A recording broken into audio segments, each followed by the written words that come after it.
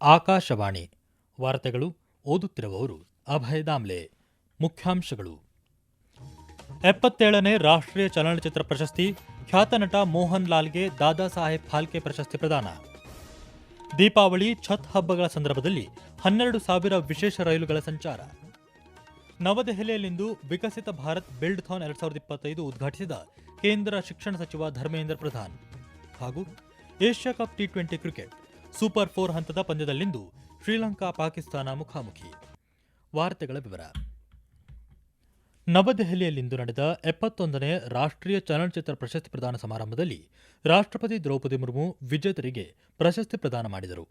ಖ್ಯಾತ ನಟ, ನಿರ್ದೇಶಕ ಮತ್ತು ನಿರ್ಮಾಪಕ ಮೋಹನ್ ಲಾಲ್ ಅವರಿಗೆ 2023ರ ಪ್ರತಿಷ್ಠಿತ ದಾದಾ ಸಾಹೇಬ್ ಫಾಲ್ಕೆ ಪ್ರಶಸ್ತಿಯನ್ನು ರಾಷ್ಟ್ರಪತಿಗಳು ಪ್ರದಾನ ಮಾಡಿದರು. ಅತ್ಯುತ್ತಮ ಚಲನಚಿತ್ರ ಪ್ರಶಸ್ತಿಯನ್ನು ಹಿಂದಿ ಚಿತ್ರ 12th ಫೇಲ್ ಹಾಗೂ ಅತ್ಯುತ್ತಮ ಹಿಂದಿ ಚಲನಚಿತ್ರ ಪ್ರಶಸ್ತಿಯನ್ನು ಕಥಲ್ ಎ ಜಾಕ್ಫ್ರೂಟ್ ಮಿಸ್ಟ್ರಿಗೆ ನೀಡಲಾಯಿತು.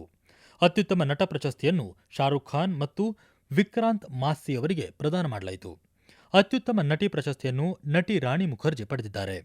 ಸೌಮ್ಯಜಿತ್ ಘೋಷ್ ದಸ್ತಿದಾರ್ ನಿರ್ದೇಶನದ ಫ್ಲವರ್ ಮ್ಯಾನ್ ಚಿತ್ರವು ಅತ್ಯುತ್ತಮ ನಾನ್ ಫೀಚರ್ ಫಿಲ್ಮ್ ಪ್ರಶಸ್ತಿಯನ್ನು ಪಡೆದುಕೊಂಡಿದೆ.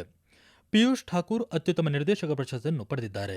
ಸಾಕ್ಷ್ಯಚಿತ್ರ ವಿಭಾಗದಲ್ಲಿ ಕನ್ನಡದ ಕಂದೀಲು ಹಾಗೂ ಕಿರುಚಿತ್ರ ಅತ್ಯುತ್ತಮ ಕಥೆ ವಿಭಾಗದಲ್ಲಿ ಮೈಸೂರಿನ ಡಾ ಚಿದಾನಂದ್ ಎಸ್ ನಾಯಕ್ ನಿರ್ದೇಶನದ ಸನ್ಫ್ಲವರ್ಸ್ಗೆ ಪ್ರಶಸ್ತಿ ಲಭಿಸಿದೆ. ಪ್ರಯಾಣಿಕರ ಅನುಕೂಲಕ್ಕಾಗಿ ದೀಪಾವಳಿ ಮತ್ತು ಛತ್ ಹಬ್ಬಗಳ ಸಂದರ್ಭದಲ್ಲಿ 12,000 ವಿಶೇಷ ರೈಲುಗಳು ಸಂಚರಿಸಲಿವೆ ಎಂದು ರೈಲ್ವೆ ಸಚಿವ ಅಶ್ವಿನಿ ವೈಷ್ಣವ್ ಘೋಷಿಸಿದ್ದಾರೆ. ನವದೆಹಲಿಯಲ್ಲಿಂದು ಪತ್ರಿಕಾಗೋಷ್ಠಿಯನ್ನುದ್ದೇಶಿಸಿ ಮಾತನಾಡಿದ ಅವರು, ಈ ವಿಶೇಷ ರೈಲುಗಳು ಅಕ್ಟೋಬರ್ 1ರಿಂದ ನವೆಂಬರ್ 15ರವರೆಗೆ ಸಂಚರಿಸಲಿವೆ ಎಂದು ತಿಳಿಸಿದ್ದಾರೆ. ಕಳೆದ ವರ್ಷ ದೀಪಾವಳಿ ಮತ್ತು ಛತ್ ಹಬ್ಬಗಳ ಸಂದರ್ಭದಲ್ಲಿ 7,750 ವಿಶೇಷ ರೈಲುಗಳನ್ನು ಓಡಿಸಲಾಗಿತ್ತು ಎಂದು ಅವರು ಮಾಹಿತಿ ನೀಡಿದರು. ರೈಲ್ವೆಯ 29 ವಿಭಾಗಗಳು ರೈಲು ಕಾರ್ಯಾಚರಣೆಯಲ್ಲಿ 95% ಸಮಯ ಪಾಲನೆ ಸಾಧಿಸಿವೆ. ಈ ವಿಭಾಗಗಳಲ್ಲಿ ಮೈಸೂರು, ಮಾಲ್ಡಾ, ನಾಗ್ಪುರ್, ಕೋಟಾ, ರಾಂಚಿ, ಜೈಪುರ್, ರಾಜ್ಕೋಟ್, ಬಿಕಾನೇರ್ ಮತ್ತು ಅಹಮದಾಬಾದ್ ಸೇರಿವೆ. ಎಲ್ಲ 70 ವಿಭಾಗಗಳಲ್ಲಿ 100% ಸಮಯ ಪಾಲನೆ ಸಾಧಿಸಲು ರೈಲ್ವೆ ಸಚಿವಾಲಯ ಶ್ರಮಿಸುತ್ತಿದೆ ಎಂದು ಸಚಿವ ಅಶ್ವಿನಿ ವೈಷ್ಣವ್ ಹೇಳಿದರು. 70 में से 29 डिविजन्स में 90% पंक्चुअलिटी पहुंच गई. मैं उन सब डिविजन्स को कंग्रेचुलेट करूंगा. मालदा, मैसूर, बड़ौदा, सियालदा, नागपुर, त्रिवेंद्रम, तिनसुकिया, कोटा, डीडीयू, आगरा, रांची, नांदेड़, तिरुचिरापल्ली, जयपुर, गुंटूर, अहमदाबाद, भावनगर, सेलम, जोधपुर, पालगढ़, गुंटकल, अजतनगर. ನವದೆಹಲಿಯಲ್ಲಿಂದು ವಿಕಸಿತ ಭಾರತ್ ಬಿಲ್ಡ್-ಥಾನ್ 2025 ಕೇಂದ್ರ ಶಿಕ್ಷಣ ಸಚಿವ ಧರ್ಮೇಂದ್ರ ಪ್ರಧಾನ್ ಉದ್ಘಾಟಿಸಿದರು. ಈ ಉಪಕ್ರಮ ಯುವಕರಲ್ಲಿ ಸೃಜನಶೀಲತೆ, ಸಮಸ್ಯೆ ಪರಿಹಾರ ಮತ್ತು ಸ್ವಾವಲಂಬನೆಯನ್ನು ಬೆಳೆಸುವ ಗುರಿಯನ್ನು ಹೊಂದಿವೆ. ಶಿಕ್ಷಣ ಸಚಿವಾಲಯದ ಶಾಲಾ ಶಿಕ್ಷಣ ಮತ್ತು ಸಾಕ್ಷರತಾ ಇಲಾಖೆಯು ನೀತಿ ಆಯೋಗದ ಅಟಲ್ ಇನೋವೇಷನ್ ಮಿಷನ್ ಸಹಯೋಗದೊಂದಿಗೆ ಈ ವರ್ಷ ಅಕ್ಟೋಬರ್ 13ರಂದು ವಿಕಸಿತ ಭಾರತ್ ಬಿಲ್ಡ್-ಥಾನ್ 2025 ಆಯೋಜಿಸುತ್ತಿದೆ. ಇದು ಆತ್ಮನಿರ್ಭರ್ ಭಾರತ್, ಸ್ವದೇಶಿ ಮತ್ತು ಸಮೃದ್ಧ ಭಾರತ್ ವಿಷಯಗಳ ಕುರಿತು ಮೂಲ ಮಾದರಿಗಳನ್ನು ರೂಪಿಸಲು, ವಿನ್ಯಾಸಗೊಳಿಸಲು ಮತ್ತು ನಿರ್ಮಿಸಲು ಯುವ ಮನಸ್ಸುಗಳನ್ನು ಪ್ರೇರೇಪಿಸುತ್ತದೆ. ವಿದ್ಯಾರ್ಥಿಗಳು ಇಂದಿನಿಂದ ಅಕ್ಟೋಬರ್ 6ರವರೆಗೆ ಬಿಲ್ಡ್-ಥಾನ್ಗೆ ನೋಂದಾಯಿಸಿಕೊಳ್ಳಬಹುದು. ಈ ರಾಷ್ಟ್ರವ್ಯಾಪಿ ಆಂದೋಲನ ದೇಶಾದ್ಯಂತ 6 ಲಕ್ಷ ಶಾಲೆಗಳಿಂದ 12 ಕೋಟಿ ವಿದ್ಯಾರ್ಥಿಗಳನ್ನು ತೊಡಗಿಸಿಕೊಳ್ಳುವ ನಿರೀಕ್ಷೆಯಿದೆ. ಈ ಸಂದರ್ಭದಲ್ಲಿ ಮಾತನಾಡಿದ ಸಚಿವ ಧರ್ಮೇಂದ್ರ ಪ್ರಧಾನ್, ಕಳೆದ 11 ವರ್ಷಗಳಲ್ಲಿ ಪ್ರಧಾನಿ ನರೇಂದ್ರ ಮೋದಿ ನಾವೀನ್ಯತೆಗೆ ಆದ್ಯತೆ ನೀಡಿದ್ದಾರೆ. ಶಾಲಾ ವಿದ್ಯಾರ್ಥಿಗಳಲ್ಲಿ ನಾವೀನ್ಯತೆಯನ್ನು ಉತ್ತೇಜಿಸಲು ಸರ್ಕಾರ ಅಟಲ್ ಇನೋವೇಷನ್ ಮಿಷನ್ ಸಹ ಪ್ರಾರಂಭಿಸಿದೆ. ದೇಶದಲ್ಲಿ 10,000ಕ್ಕೂ ಹೆಚ್ಚು ಅಟಲ್ ಟಿಂಕರಿಂಗ್ ಪ್ರಯೋಗಾಲಯಗಳು ಕಾರ್ಯನಿರ್ವಹಿಸುತ್ತಿವೆ ಎಂದು ಅವರು ತಿಳಿಸಿದರು. ದೇಶಾದ್ಯಂತ ಇಂದು 10ನೇ ರಾಷ್ಟ್ರೀಯ ಆಯುರ್ವೇದ ದಿನವನ್ನು ಆಚರಿಸಲಾಯಿತು. ಗೋವಾದ ಧಾರಗಢ್ ಕ್ಯಾಂಪಸ್ನಲ್ಲಿಂದು ಅಖಿಲ ಭಾರತೀಯ ಆಯುರ್ವೇದ ಸಂಸ್ಥೆ ವತಿಯಿಂದ ರಾಷ್ಟ್ರೀಯ ಆಯುರ್ವೇದ ದಿನವನ್ನು ಆಚರಿಸಲಾಯಿತು. ಗೋವಾ ರಾಜ್ಯಪಾಲ ಅಶೋಕ್ ಗಜಪತಿ ರಾಜು ಕಾರ್ಯಕ್ರಮದ ಅಧ್ಯಕ್ಷತೆ ವಹಿಸಿದ್ದರು. ಗೋವಾ ಮುಖ್ಯಮಂತ್ರಿ ಡಾ ಪ್ರಮೋದ್ ಸಾವಂತ್, ಕೇಂದ್ರ ಆಯುಷ್ ಮತ್ತು ಆರೋಗ್ಯ ಖಾತೆ ರಾಜ್ಯ ಸಚಿವ ಪ್ರತಾಪ್ ರಾವ್ ಜಾಧವ್, ಕೇಂದ್ರ ನವ ಮತ್ತು ನವೀಕರಿಸಬಹುದಾದ ಇಂಧನ ಖಾತೆ ರಾಜ್ಯ ಸಚಿವ ಶ್ರೀಪಾದ್ ನಾಯಕ್ ಉಪಸ್ಥಿತರಿದ್ದರು. ಕಾರ್ಯಕ್ರಮದಲ್ಲಿ ಆಯುರ್ವೇದದ ಮಹತ್ವ ಹಾಗೂ ಜನರು ಮತ್ತು ಭೂಮಿಗೆ ಆಯುರ್ವೇದದ ಕೊಡುಗೆಯನ್ನು ಪ್ರಸ್ತುತಪಡಿಸಲಾಯಿತು. ಈ ಸಂದರ್ಭದಲ್ಲಿ ಕ್ಯಾನ್ಸರ್ ಚಿಕಿತ್ಸೆಗೆ ಸಮಗ್ರ ಆಂಕಾಲಜಿ ಘಟಕ, ದೇಶ್ ಕಾ ಆರೋಗ್ಯ ಪರೀಕ್ಷಣ್ ಅಭಿಯಾನ, ಆಪ್ತಾ ಆಪ್, ದ್ರವ್ಯ ವೆಬ್ ಪೋರ್ಟಲ್ಗೆ ಚಾಲನೆ ನೀಡಲಾಯಿತು. ಈ ವಾರ್ತೆಗಳನ್ನು ಆಕಾಶವಾಣಿಯಿಂದ ಕೇಳುತ್ತಿದ್ದೀರಿ. ನಿಮ್ಮ ಅನುಕೂಲಕರ ಸಮಯದಲ್ಲಿ ಆಕಾಶವಾಣಿ ಸುದ್ದಿಗಳನ್ನು ಆಲಿಸಲು ನಮ್ಮ ಯೂಟ್ಯೂಬ್ ಚಾನೆಲ್ ಆಕಾಶವಾಣಿ ನ್ಯೂಸ್ ಕನ್ನಡವನ್ನು ಸಬ್ಸ್ಕ್ರೈಬ್ ಮಾಡಿ. ನಮ್ಮೆಲ್ಲ ಕೇಳುಗರು ನಮ್ಮ ಫೇಸ್ಬುಕ್ ಖಾತೆ ಆಕಾಶವಾಣಿ ಆರ್ಎನ್ಯು ಬೆಂಗಳೂರು ಧಾರವಾಡ ಮತ್ತು ನಮ್ಮ ಟ್ವಿಟರ್ ಖಾತೆ @AIR News_ ಕನ್ನಡವನ್ನು ಅನುಸರಿಸಿ. ಪ್ರಾದೇಶಿಕ ಸುದ್ದಿ ವಿಭಾಗ ಬೆಂಗಳೂರು ಹಾಗೂ ಧಾರವಾಡದ ಎಲ್ಲಾ ಸುದ್ದಿ ಸಂಚಿಕೆಗಳು ನಮ್ಮ ಸಾಮಾಜಿಕ ಮಾಧ್ಯಮ ಖಾತೆಗಳಲ್ಲಿ ಲಭ್ಯವಿರುತ್ತವೆ.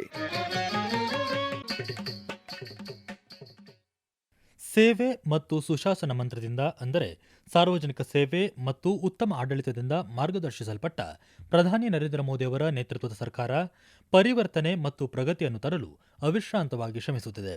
ಆಕಾಶವಾಣಿ ಪ್ರಸ್ತುತಪಡಿಸುತ್ತಿರುವ ವಿಶೇಷ ಸರಣಿ ಸೇವಾ ಪರ್ವದಲ್ಲಿಂದು ಕೇಂದ್ರ ಸರ್ಕಾರ ಪ್ರಧಾನಮಂತ್ರಿ ಕೌಶಲ್ಯ ವಿಕಾಸ್ ಯೋಜನೆಯ ಮೂಲಕ ಭಾರತದ ಯುವಕರನ್ನು ಹೇಗೆ ಸಬಲೀಕರಣಗೊಳಿಸಿದೆ ಎಂಬುದರ ಕುರಿತು ಒಂದು ವಿಶೇಷ ವರದಿ ಈಗ ಮೂಡಿಬರಲಿದೆ. ದೇಶದ ಲಕ್ಷಾಂತರ ಯುವಕರ ಸಬಲೀಕರಣಕ್ಕಾಗಿ 2015 ಜುಲೈ 15ರಂದು ಪ್ರಧಾನಮಂತ್ರಿ ಕೌಶಲ್ಯ ವಿಕಾಸ ಯೋಜನೆಯನ್ನು ಪ್ರಾರಂಭಿಸಲಾಯಿತು. ಈ ಯೋಜನೆಯು ಈಗ 1 ದಶಕ ಪೂರ್ಣಗೊಳಿಸಿದೆ. ಈ ಯೋಜನೆಯಡಿಯಲ್ಲಿ ಈ ವರ್ಷದ ಜುಲೈವರೆಗೆ ಸುಮಾರು 1,63,00,000 ಯುವಕರಿಗೆ ತರಬೇತಿ ನೀಡಲಾಗಿದೆ. ಅದರಲ್ಲಿ 45% ಮಹಿಳೆಯರು ಸೇರಿದ್ದಾರೆ. ಯೋಜನೆಯ 4ನೇ ಹಂತ ಈಗಾಗಲೇ ಪ್ರಾರಂಭವಾಗಿದೆ. ಇದು ಮುಂದಿನ ವರ್ಷದವರೆಗೆ ಮುಂದುವರಿಯುತ್ತದೆ. ಈ ಯೋಜನೆಯಡಿಯಲ್ಲಿ ತರಬೇತಿ ಪಡೆದ ಯುವಕರು ತಮ್ಮ ಆದ್ಯತೆಯ ವೃತ್ತಿಯನ್ನು ಆಯ್ಕೆ ಮಾಡಲು ಪ್ರೋತ್ಸಾಹಿಸುವುದಲ್ಲದೆ ತಮ್ಮದೇ ಆದ ವ್ಯವಹಾರಗಳನ್ನು ಪ್ರಾರಂಭಿಸಲು ಸಹ ಬೆಂಬಲ ನೀಡಲಾಗುತ್ತಿದೆ.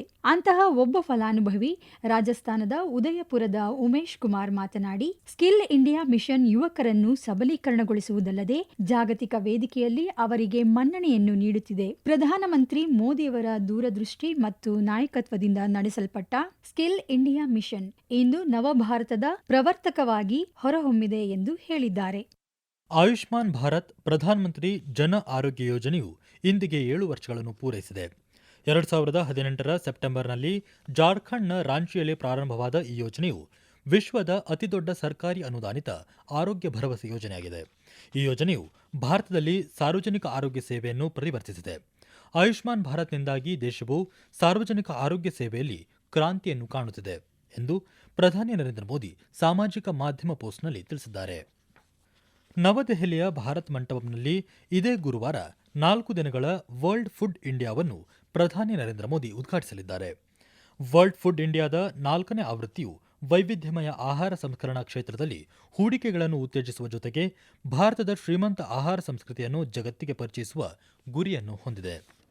ಪಶ್ಚಿಮ ಬಂಗಾಳದಲ್ಲಿ ಕೋಲ್ಕತ್ತಾ ಮತ್ತು ಸುತ್ತಮುತ್ತಲಿನ ಪ್ರದೇಶಗಳಲ್ಲಿ ನಿನ್ನೆ ರಾತ್ರಿ ಇಡೀ ಸುರಿದ ಮಳೆಯ ನಂತರ ತೀವ್ರ ಜಲಾವೃತವಾಗಿದ್ದು, ವಿದ್ಯುತ್ ಸ್ಪರ್ಶದಿಂದ 9 ಜನರು ಸಾವನ್ನಪ್ಪಿದ್ದಾರೆ. ತೀವ್ರ ಮಳೆಯಿಂದಾಗಿ ಮೆಟ್ರೋ ರೈಲು ಹಾಗೂ ಅನೇಕ ಎಕ್ಸ್ಪ್ರೆಸ್ ಮತ್ತು ಪ್ಯಾಸೆಂಜರ್ ರೈಲುಗಳ ಸಂಚಾರಕ್ಕೆ ಅಡ್ಡಿಯಾಗಿದೆ. ಪಶ್ಚಿಮ ಬಂಗಾಳ ಸರ್ಕಾರ ಗುಡ್ಡಗಾಡು ಪ್ರದೇಶಗಳನ್ನು ಹೊರತುಪಡಿಸಿ ಸರ್ಕಾರಿ ಮತ್ತು ಅನುದಾನಿತ ಶಾಲೆಗಳಿಗೆ ನಾಳೆಯಿಂದ 2 ದಿನಗಳ ರಜೆ ಘೋಷಿಸಿದೆ.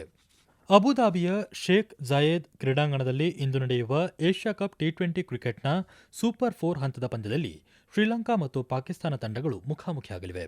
ಪಂದ್ಯ ಭಾರತೀಯ ಕಾಲಮಾನ ರಾತ್ರಿ 8 ಗಂಟೆಗೆ ಆರಂಭವಾಗಲಿದೆ.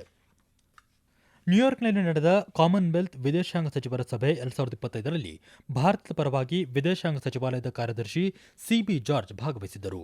ಸಭೆಯಲ್ಲಿ ಮಾತನಾಡಿದ ಅವರು, ಕಾಮನ್ವೆಲ್ತ್ ಚಾರ್ಟರ್ನಲ್ಲಿ ಪ್ರತಿಪಾದಿಸಲಾದ ಮೂಲ ಮೌಲ್ಯಗಳು ಮತ್ತು ತತ್ವಗಳಿಗೆ ಭಾರತದ ಬದ್ಧತೆ ಹಾಗೂ ಸಮಕಾಲೀನ ಕಾಲದ ವಾಸ್ತವಗಳನ್ನು ಉತ್ತಮವಾಗಿ ಪ್ರತಿಬಿಂಬಿಸಲು ಕಾಮನ್ವೆಲ್ತ್ನ ಸುಧಾರಣೆಗಳನ್ನು ಅವರು ಪ್ರಸ್ತಾಪಿಸಿದರು. ಕೊನೆಯಲ್ಲಿ ಮತ್ತೊಮ್ಮೆ ಮುಖ್ಯಾಂಶಗಳು. 77ನೇ ರಾಷ್ಟ್ರೀಯ ಚಲನಚಿತ್ರ ಪ್ರಶಸ್ತಿ, ಖ್ಯಾತ ನಟ ಮೋಹನ್ ಲಾಲ್ಗೆ ದಾದಾ ಸಾಹೇಬ್ ಫಾಲ್ಕೆ ಪ್ರಶಸ್ತಿ ಪ್ರದಾನ.